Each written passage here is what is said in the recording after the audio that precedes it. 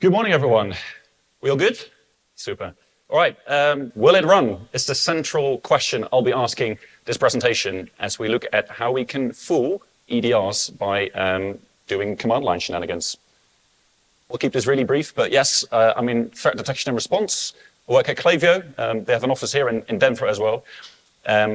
I, in my own time, also do some cybersecurity research, and it is usually at conferences like these that I always get like inspiration for like new research. Like I hear cool things, just like the presentation before this one. Like I already have like so many ideas of new things to look into. So it's a huge honor that I can talk here and share some of my own research with you guys. So hopefully you'll find it interesting what we will be talking about.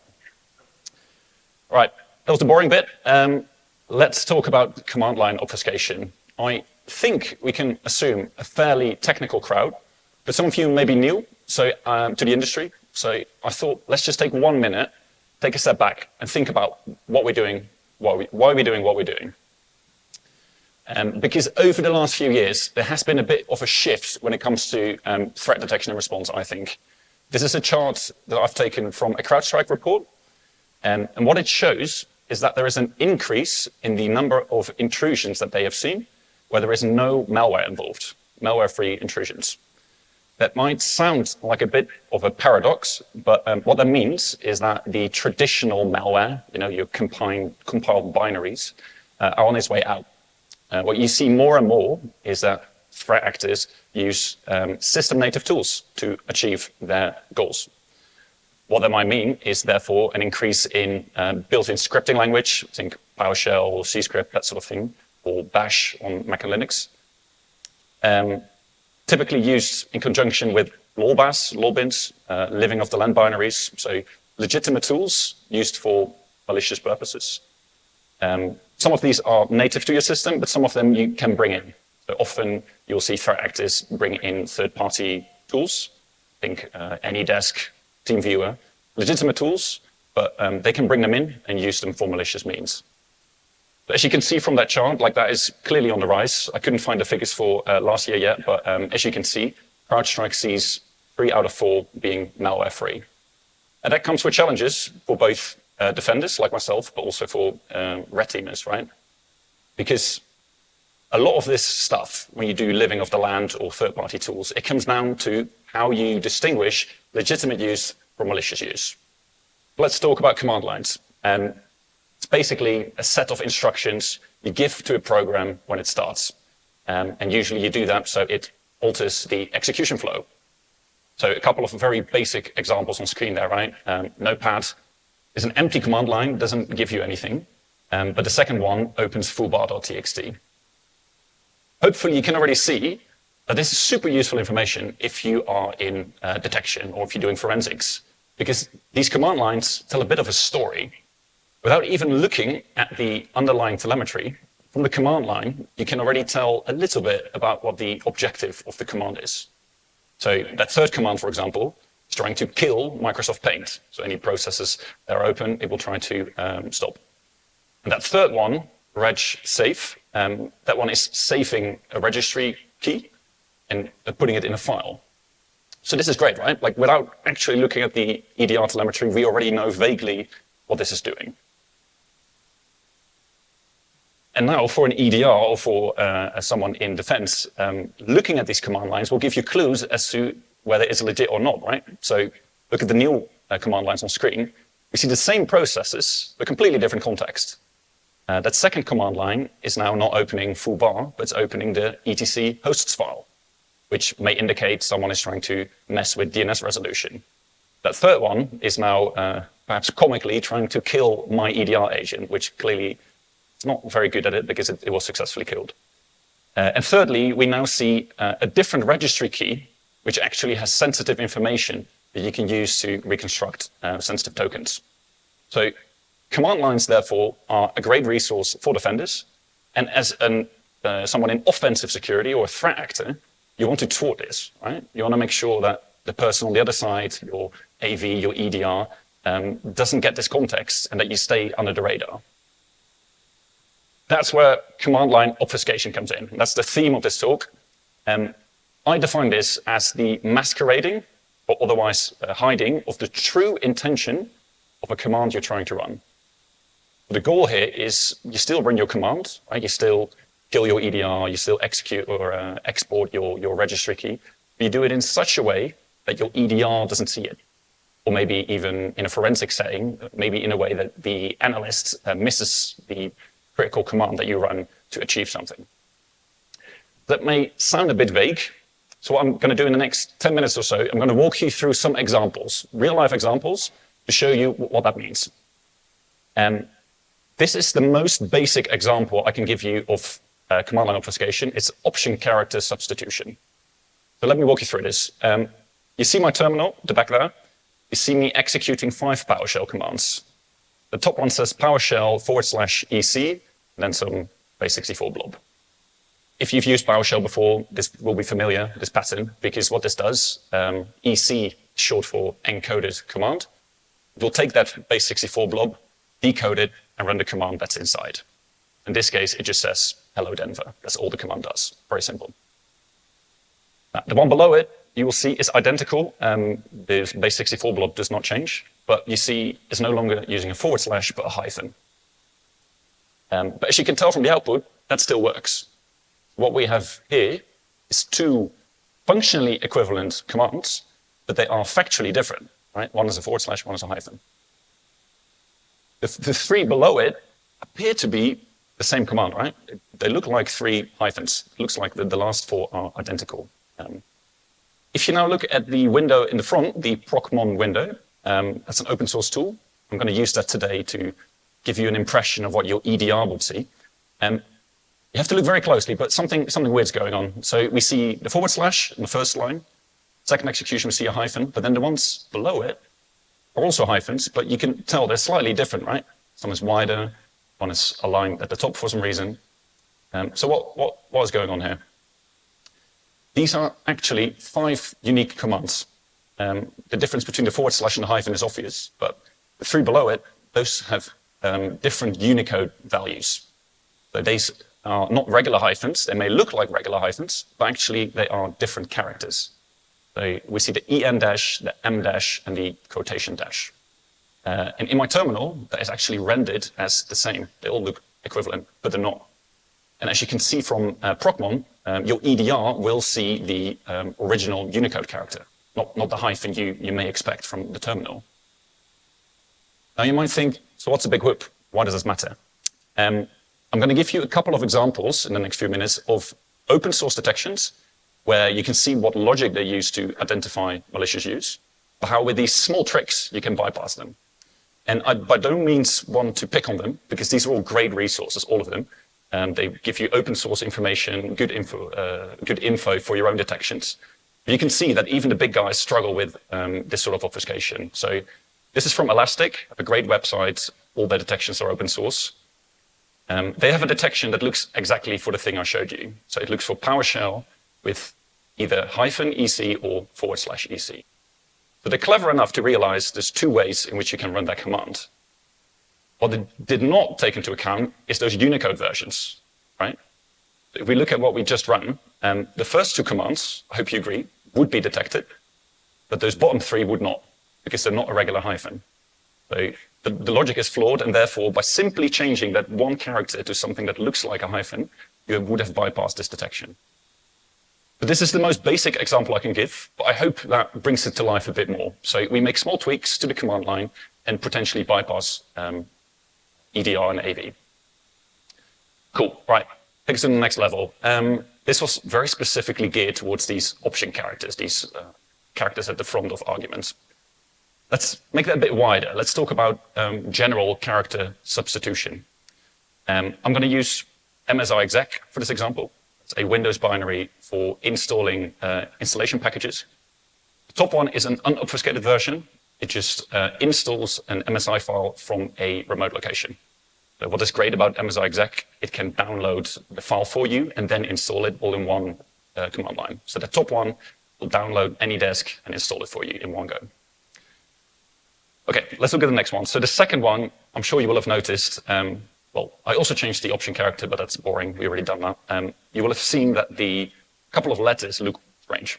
The P, the C, the G, and the E. are superscripted.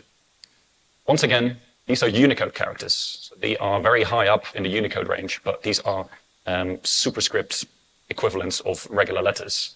But for some reason, MSI exec is okay with these. They will accept them and interpret them as if it was a regular P, C, G, E. So by changing these letters, you will have obfuscated the word package, whereas MSI exec still understands what it needs to do. More subtle are the three ones that follow. What I've done there is simply change the slashes in the URL. I'm sure you all know, normally you say http:////. The ones on screen do not do that. They use backslashes in different configurations. That's not a normal URL. A lot of programs would therefore refuse trying to connect to these. But MSI exec, for whatever reason, is happy with them. This will all work. So all these 5 commands will install AnyDesk in a single execution. And as you can see, once again, your EDR would see these exact things. They would see the weird characters, and they would see the backslashes as normal. I hope you can see where this is going. Why does this matter? Another open source detection from Splunk. Great team, awesome detections. They look for something like this. They look for MSI exec executions that have http:/ or https:/ on the command line. So they're clever enough to not use the word package. Right? They realize like, oh, package may be tampered with, or maybe there are other flags that achieve the same. So they don't even look for the word package. They go straight for URLs. So if we look at my 5 attempts, the first one obviously will be detected. The second one will be detected, despite me using Unicode characters. But those last 3 would not be detected. I hope you agree, because they use backslashes. So that pattern it's looking for is simply not there. So once again, tweaking 1 or 2 characters can break an entire detection and possibly allow you to stay under the radar. Cool. Character insertion. So far we've been replacing things. What about adding things? So certutil, one of my favorite LOLBins, is a system native tool. It's designed for certificate management, but it's notorious for being able to download files from arbitrary URLs and put them in a file location you specify. So the top command, certutil-f -URL cache, URL of the conference website, and then cowboys.txt. What this will do, it will simply go to the homepage, download the source, and put it in cowboys.txt. It's pretty straightforward. I'm sure you will have seen by now that second command line also worked, right? Command line output is the exact same. But the word URL cache looks a bit funny. What I've done, I've inserted specific Unicode characters from a range that for whatever reason, certutil decides is not important. It looks at these characters, it ignores them, filters them out, pretends they're not there. So certutil thinks it says URL cache, even though clearly in practice it does not. And again, Procmon shows us like your EDR would not see the word URL cache. It would see URL whatever. Again, you can see where this is going. This is an example from the Sigma project. Open source, they have lots of open source detections. If you don't know it, look them up. They're great. They have a rule exactly for this, looking for certutil executions where the command line contains the word URL cache or certify CTL. Again, I hope you see that this would not fire anymore. That original one would, the unobfuscated ones, but the one I just tried would not. Final example, I call this keyword obstruction. That's kind of what we've been doing on the previous slide as well, but small tricks where you can make keywords no longer appear in their original form. This is schedule tasks. As the name suggests, you can schedule tasks. In this case, it runs a command every 50 minutes. It's called reverse shell 1. The command is running is C Windows temp my shell. It's a bit funny because it wraps around, but C Windows temp and then my shell. The second command line, you will have noticed, has a lot of double quotes. Many executables on Windows accept this behavior. And I think it's pretty crazy, but you can, in most Windows programs, just arbitrarily insert double quotes in command line arguments in arbitrary places. And typically those programs would still accept them. You can see the word create, the word sc, the word minute, they're all interrupted by these double quotes. They have to be in multiples of 2. But your EDR would see the double quotes and, well, you will see shortly, obviously breaking detections. If you look very closely as well, I changed the path in my second run. No longer does it say C Windows temp. It says C Windows debug / temp. If you're familiar with path traversal, this is exactly what that is. It navigates into a non-existing folder, so C Windows debug. Debug doesn't even exist, but by doing .. you navigate out of it, so you go one level up. Many Windows programs are clever enough to realize, oh, if you navigate into something and then out of something, then I might as well ignore it. So even though this folder doesn't exist, it would happily accept this path. And it looks really strange. As you will see, it would resolve to the exact same path as my first command, and it could break detections. Because this is one I've taken from Logpoint. They did a blog on assistance techniques. And they said, one thing that could be suspicious is a scheduled task running from the temp folder. So they look for scheduled tasks, create on the command line, and one of these folders, including C Windows temp. If we compare that with my obfuscated attempt, the word create is no longer there, but even Windows temp is no longer there because I use that path traversal trick. So it's a C Windows debug .. temp. Functionally equivalent, but your detection might miss it. But we've bypassed both conditions there. That was cool, right? I think I really like these little tweaks, like small changes, and you can really have real life bypasses. The problem, however, and I really like what was said at the start of this conference before the first talk. It's really cool. I can really impress you with all these weird stuff, but it doesn't really solve the problem, does it? This is all anecdotal, giving you specific examples of specific tools, specific ways to bypass them. And you could, if you have detections like these, you could fix these specific cases. But what about all these other executables that I didn't talk about? So what I wanted to do as a defender is to map out for all commonly used executables, like what obfuscation options are there? How do they work? How can you combine them? And to use that, so that when you write detections, you can actually say, okay, this is bypassable, or this is a solid detection that would cover most of these cases. So that's why my research started. I wanted to find vulnerable executables, and by that I mean susceptible to command line obfuscation. Let me briefly talk you through what I did. I selected a bunch of applications. I then used a script, I will show you in a minute, that did some black box testing. I don't know about you guys, but I didn't, for like 70 executables, I didn't have the patience to reverse engineer it. I want empirical evidence. So I just threw a bunch of command line attempts at it and just saw what stuck. On the back of what I observed, I created model files, which is me trying to define for each executable to document as like, okay, this one does, I don't know, option character substitution, this one doesn't. So you have a model of what command line obfuscations you could apply. But in order for it to work, you need to make sure that it's actually valid, right? You need to validate that my model, which may contain some assumptions, that it works in practice. So that's when I also wrote a script that tests the model files, generates obfuscated command lines, validates if they work, and then in a feedback loop, you keep tuning it until the model file is accurate. It always generates successful obfuscations. Once you've done that, you have the abstraction. So that's the answer. But then you know everything in my model file is accurate, and therefore I can trust that these are the possible command line options. This might still sound very abstract, so let's bring it to life with a practical example. For the next few slides, I'm going to use ipconfig, which is admittedly a bit boring, but it can be useful. Attackers still use this in discovery phases. ipconfig, if you're not familiar, is Windows' brother of ifconfig. You typically use it to find your own local IP. I don't know about you guys, that's what I usually use it for. But if you use /all, you get a lot more. You also get your MAC address, lease, gateway, a lot of IPv6 shenanigans. So useful command.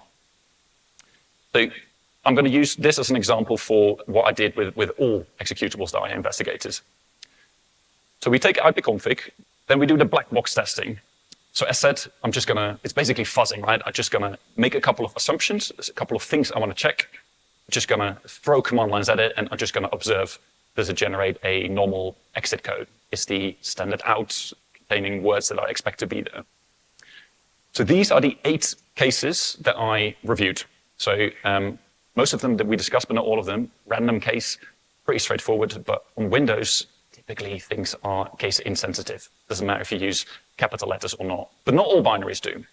So I wanted to check for each binary, is it case insensitive?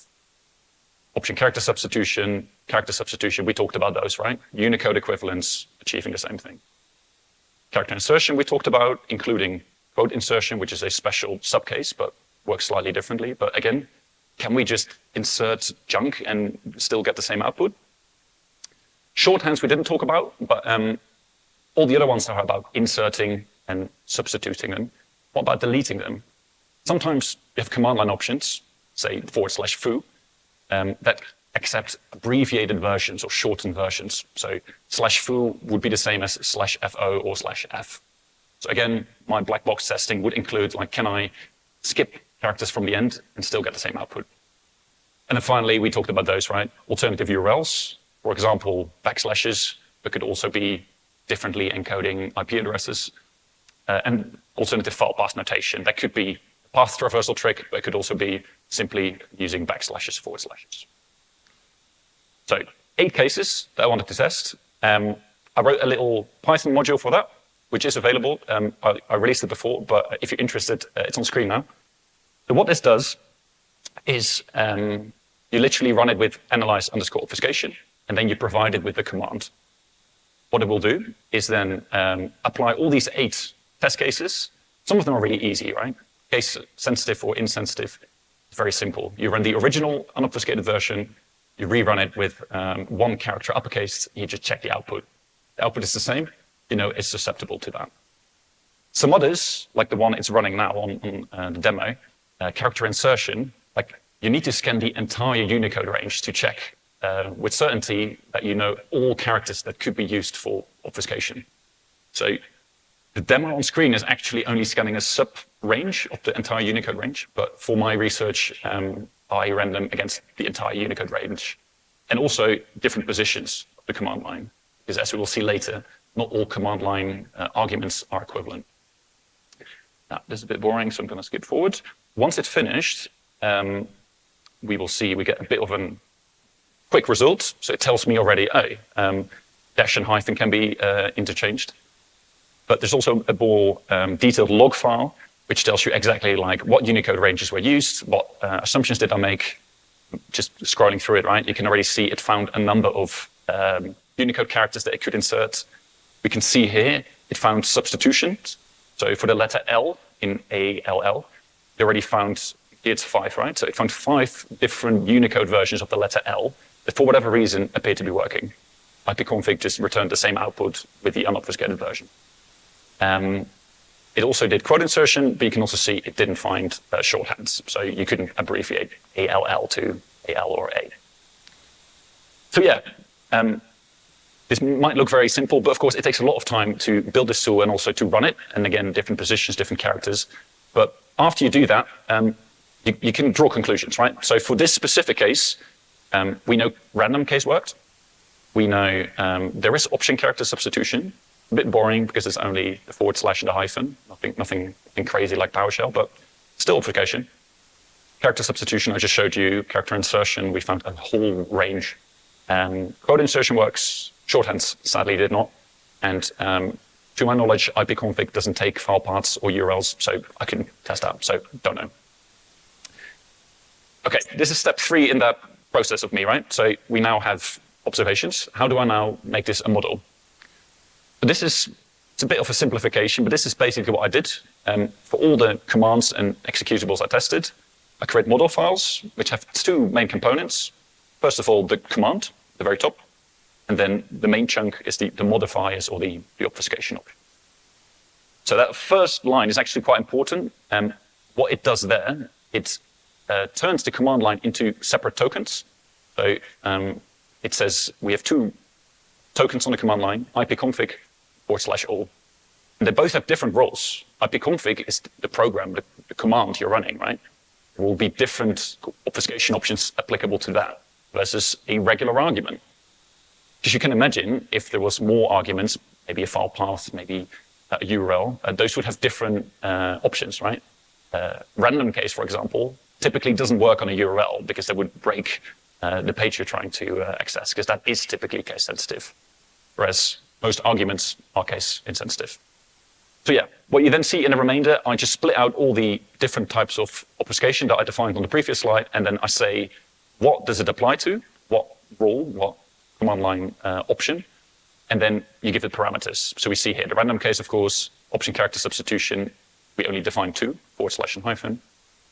Character substitution is basically a map, a dictionary that says, if you see the letter L, any of these Unicode characters would also suffice. And then you do that for every letter in the alphabet. So sometimes you have to make assumptions because you don't want to run this over and over and over. Then we have character insertions and then code insertion. And again, for each specified what type of command line argument they apply to. This is nice. So now you have like a JSON file with a definition, but what can you do with it? Like, how do I now check if this works? If you remember from my process, the next step is to test this. This is a tool that I'm releasing today. It's called invoke obfuscated. As the name suggests, combination of command line arguments and obfuscation. It's a PowerShell module. It's very easy because all you do is you provided one of those JSON files. And what it does, interestingly, it now, with probability, it's a probabilistic model, will apply the different kinds of obfuscation. But now it combines them. We haven't seen that yet, right? Because so far it was all isolated examples. It now will try and combine them all together. So you might run it like this. I put it with a number 3, meaning it's going to generate 3 obfuscation versions. As you can see, they're all different. But according to my model, according to my hypotheses, these are all functionally equivalent. If you run each and any of these, it will generate the exact same output. But they look pretty wild, right? Some of them have the hyphen and some the /. You see lots of character insertions. I see emoji, like the superscript A and L, double quotes. I don't know about you, but before this talk or before my research, I probably have said this doesn't run. Surely, if you run this, this is corrupted, right? This is not real. But the big question is, will it run? Let's find out. So what I've done, I use this tool to then, on scale, test my probabilistic model. So again, an example, if you run it just vanilla, put the number to 10, probably should start. Yeah. If you run it vanilla, it just generates obfuscated command lines. And for this demo, I deliberately set the probability super high so it looks extra obfuscated, right? What I then did is I wrapped it in a bigger PowerShell function that basically just takes every command line, executes it, and then looks at the exit code and the standard out. And if it is what it is expecting to be there, it would tell you successful. So what you see here is in parallel, it's now running 100 obfuscated versions. It just checks if the conditions it's expected to be there are there. And well, according to my script, it claims it's successful. So let's see if all 100 of them are successful. But yes, all the ones on screen, according to my script, should work. So let's put it to the test. Let's copy one out. See if that actually works. All right. What do you think, guys? Will this run? 1, 2, 3. Of course it does. Of course it does. You knew this. You knew this was coming. You knew this was coming. Sweet. So yes. So that's another tool I'm releasing today, invoke obfuscator. So you can take these files that I'm releasing, these JSON files, and you can now provide your own command line argument. It will generate obfuscated versions, and they work. So yeah, that completes the cycle. We've now done it for ipconfig, right? We did testing, created the model file. Well, I've shown you now the final result where the success was all green. But as you can imagine, sometimes the order in which you obfuscate things matter, or sometimes you make an assumption that's just wrong, right?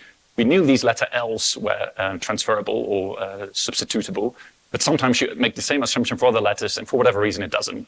So sometimes you have to just keep trying and just make sure that it works. So all the files, all the binaries that I tested at least 1,000 times, and if the success rate was 100%, then I was like, okay, fine. I think this is good enough to say this is an accurate description of the obfuscation options. So let's get to the juicy bits. I did this for nearly 70 executables, so these are the ones on screen that I tried. I hope you recognize some of them. These are typically, you typically see on intrusions and Windows. I've taken them from the LOLBAS project as well as Atomic Red Team, just to make sure they are representative of what you can expect in an attack. So I've tried all of these. Some of them super wild, some of them more modest, but all of them had some form of obfuscation that you could apply.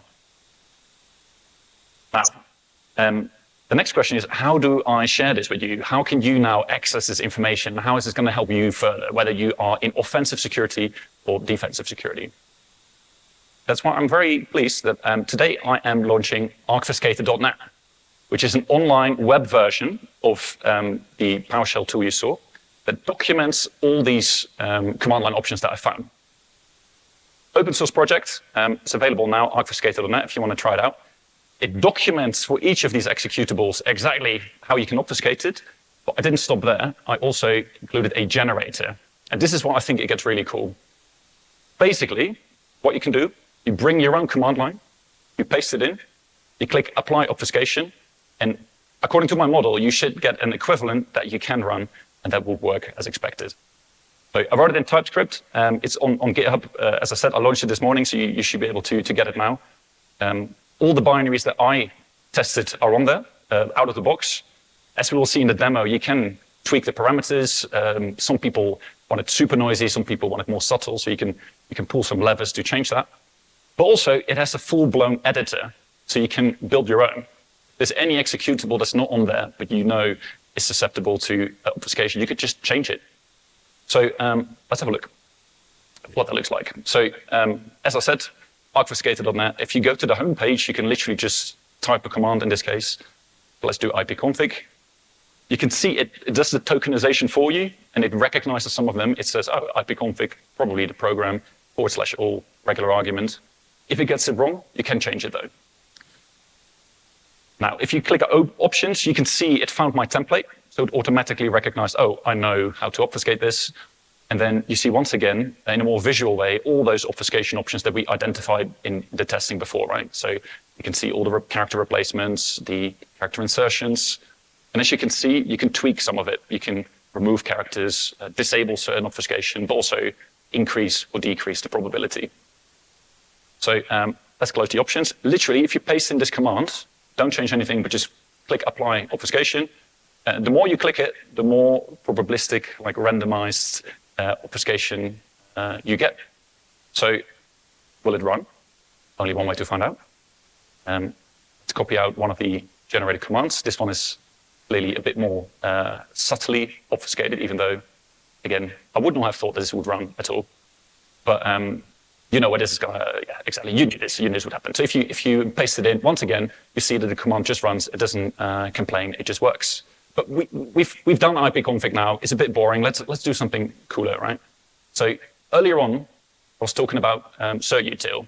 If you remember, is a tool that attackers often use to download stuff. So you do /f /URL cache, then you provide it with a URL that you want to download. So there we go. And then you specify where you want to put the output. If you run this on vanilla Windows 11, bad luck. Windows Defender is clever enough to say that's not what certutil is meant to do, and this is probably abuse. So sadly for us, unobfuscated does not work. As you can see, the file is not generated, empty folder. Bad luck. Let's see what we can do with obfuscator. I'm going to copy that out if I'm capable enough to do so. Yep. Paste that in. Again, you will see the tokenization. It cleverly recognized, hey, this is a URL. Hey, that's a file path. So it applies different obfuscation options to each. If we open the options panel, you once again see it loaded the template that I created. You'll see it's slightly different from the previous executable, right? From different binaries have very different options. And for the purpose of this demo, again, I'm going to increase the probability because we want to see something really good, right? Like something that really looks like a command that would not normally run. So let's put them all to a maximum of 1. I'm going to close the option panel, and then I'm going to just slam the button a few times, see what we get. Oh, wow, that looks interesting, doesn't it? Let's pick one of them. Let's do that one. And let's see what Windows Defender thinks of this one. Copy it out, paste it in. Will it run? And most importantly, will Windows Defender let us run it? Because it didn't like the vanilla version. Yeah, believe it or not, but if you press enter, I think my connection was a bit slow, but if you press enter, it's not stop yet. We see the word online appear, and then shortly after, it will tell us successful. So simply just copy-pasting in the command. Oh, thank you. Simply copy-pasting the command, like really low effort, right? It now downloaded the file, and let's see what was in there. Oh, that looks familiar. That looks familiar. So that's pretty awesome, right? So you can just take your own commands, use the obfuscation research that I did, and now generate your own obfuscated versions. How are we doing for time? I think we're good. Cool. So I don't have enough time to show all the crazy stuff, but as I said, some of them I thought were pretty wild in terms of the number of options and the number of different versions. So some ones here on screen, unobfuscated first, and then an example of an obfuscation version below that. Look at that DISM one, for example. It's the third one. That doesn't look like a command, man. That's just corrupted garbage. But it does run. Windows is like, no, that's fine. Let's disable Windows Defender. So that's cool. Or NS lookup. That one is a bit of a special case. That one only looks at the first character of a command line argument, or the first two, I think. Everything after it just ignores. So you can literally insert any Unicode character, and it will happily accept it. So hence the funky Chinese characters. It's all good. It's all fine. Cool. All right. If you're in offensive security, I think you're pretty clear what you can do with this, right? Like, I don't need to further explain that. But what about defenders? I'm a defender myself. Why do we have this?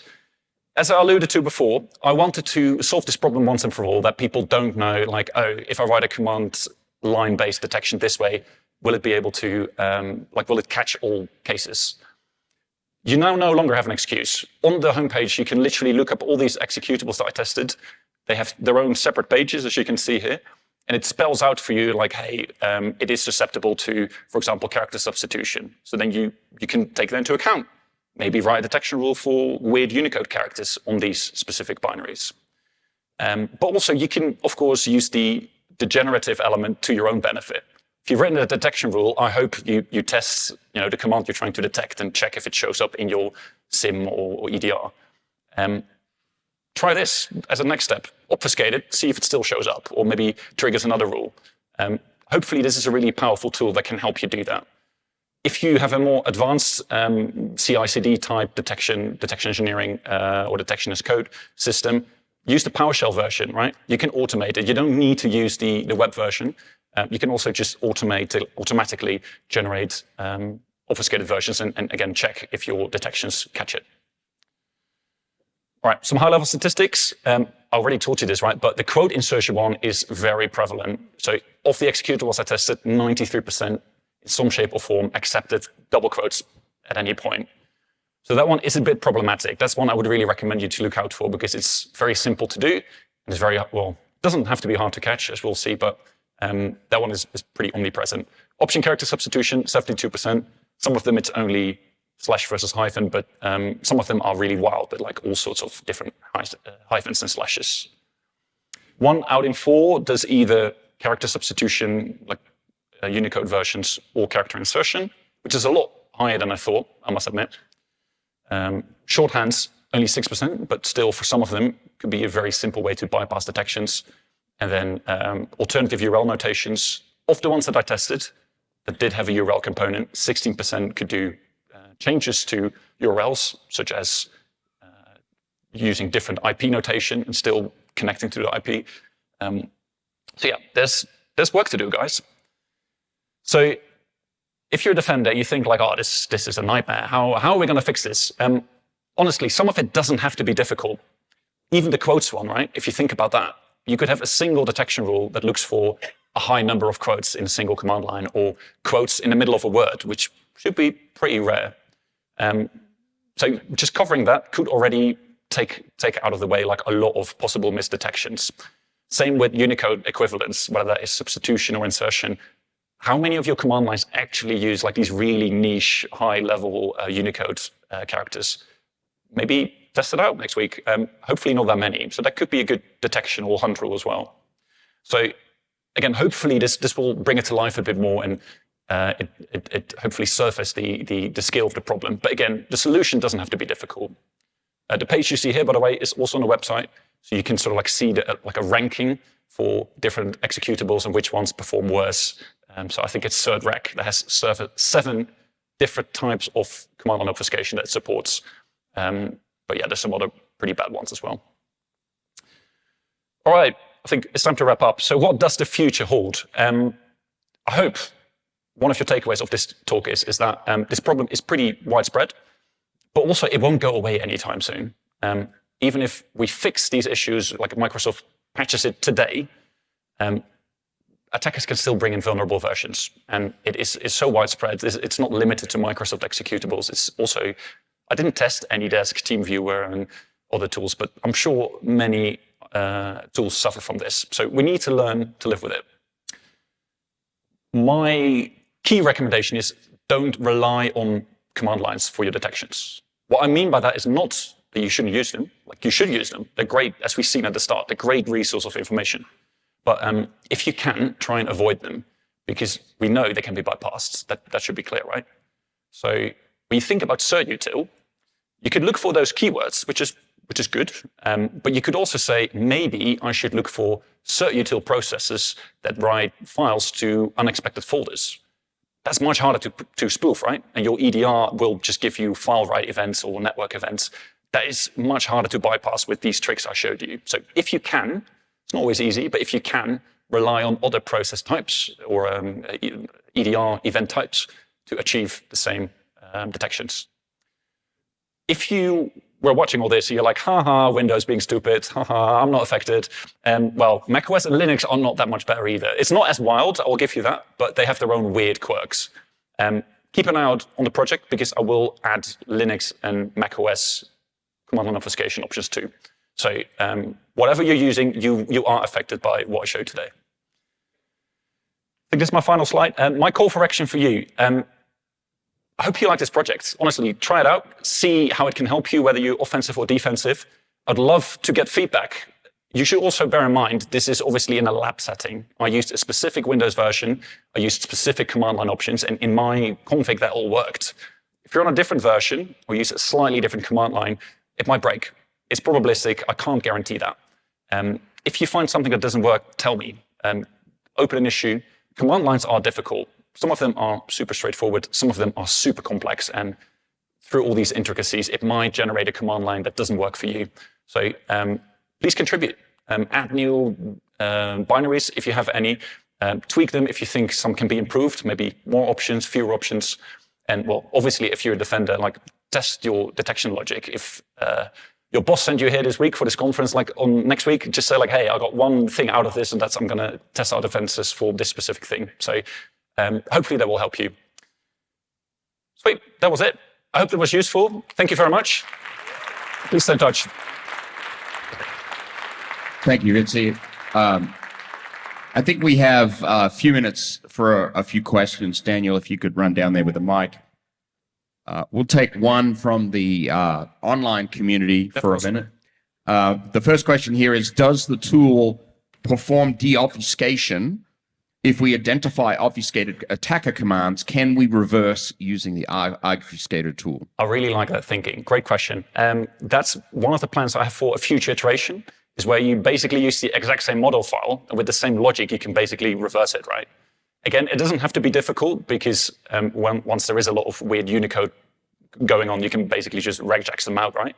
But yeah, with the exact same knowledge, especially if it's generated with the tool, it should be easy to just reverse it. So yeah, absolutely, it's on the roadmap. Okay, so on the roadmap. Yeah. Thank you. Thank you very much. Some questions in the room, if we could.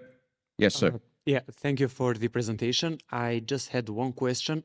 Does the tool currently accept pre-obfuscated commands? So if, let's say, I have ipconfig.all obfuscated by the tool, then I attach it to another script, then I obfuscate this. So will it be able to detect and then re-obfuscate stuff? The theoretical answer is yes, but in practice, if there's lots of weirdness in there, the platform is trying to tokenize them, right? But if you have, like, I don't know, a weird colon in the middle of something, it's like, oh, maybe these are two separate command arguments. So it might get a bit confused. But in most cases, you're right, you should be able to use the output, put it in again, and keep obfuscating. That's right. All right, thank you. We got time for a couple more. Yep. You demonstrated that you were able to show bypasses for various different EDRs that are already open source and stuff like that. Did you report this to any of those organizations? And it's a good question. Some of them, it's like the Sigma project. Most of them, they have other detection rules that detect this sort of abuse. So I've presented something like this before. They have taken really good action. I think most of these other tools is either on the radar or after today. I'm sure it will be. The other question that I had was, have you determined if any of these things, like the bypasses, are specific to the languages that these tools are written in? Like, is there some mapping to, because this language, these characteristics, these characters are more likely to apply to these binaries? Oh, you figure that out? I see. Sorry, I misunderstood your question. You mean two different authors questions. of Two the? different Okay, questions. all right. Okay, so but you mean now the author of the software itself, right? Yeah, two different questions. Yeah, of course. Okay, sorry. No, it's also an interesting question. I think I obviously didn't have enough time, but a lot of these are for historic backwards compatibility reasons, where it thinks like, for example, the PowerShell example you remember from the start with the weird dashes. If you look in the PowerShell source code, because it's open source, it actually tells you in the comments, it's like, we accept this by design, because some people paste commands into Word. Word converts these into these weird hyphens and dashes, and they're like, oh, we don't want to make people's life more difficult. We accept these equivalent versions. So it's not a bug, it's a feature. So in some cases, it's by design, which is really mind-blowing. And again, Microsoft being Microsoft, some of these things, if you change them now, you will break some config in some other country with a different language and a different code mapping. So they're very reluctant to change this. So often they're aware, they just don't want to change it. Let's have another question over here. Do you have any plans to use the logs on obfuscated.net to be able to maybe detect EDR vendors that are iterating through different options to collect signatures? Interesting. Well, there's a visitor counter, but there's not really trackers on there, and I don't log anything you put in there also for peace of mind. So I can't do that. But I like the idea. I like your thinking. That'd be great to know. Yeah, I agree. Yeah, one more question over here. Yeah. Curious, first of all, the website question was great. That could be an IOC feed just as easily too, right? But what did you use for tokenization? That's always been a challenge with parsing the command line arguments. So it's written in TypeScript. So I just try to, again, work out of all the executables that I tested, like what are common themes there, like how do you identify a normal argument versus a file path. So used a bunch of regexes, and other than that, it's just JavaScript, TypeScript, and just lots of testing to make sure they always would pick up the right type and the right tokenization. Sure. I have one more question if that's. Of course. Did you come across any examples where those patterns were used legitimately? You kind of touched on that, but like that directory going in and then coming back out, like, did you see any legitimate uses of some of these patterns? Yeah, so the company I work for, of course, I tested, like, can I see this? And often you'd be like, oh, this looks interesting. And then it's just a tool. And to be quite frank, sometimes it's just poor coding practices. So the example you just mentioned, like there's lots of tools that for whatever reason are too lazy to resolve the path. They just provide a path and then // navigate out of it. It's a really anti-pattern, but I would say it is benign, but it's just very poor practice. So often, again, sometimes you might find something that looks interesting, just appears to be someone who's not done it right. Because that's the difference between blocking and detecting after the fact. Correct. Yeah. So exactly. So that's why for most of these, honestly, start with a hunt, of course, before you block it. But some of them, as I was alluding to, like some of these Unicode ones that are so rare, like the production impact should be fairly minimal, and it will detect or prevent a lot of really heavily obfuscated stuff.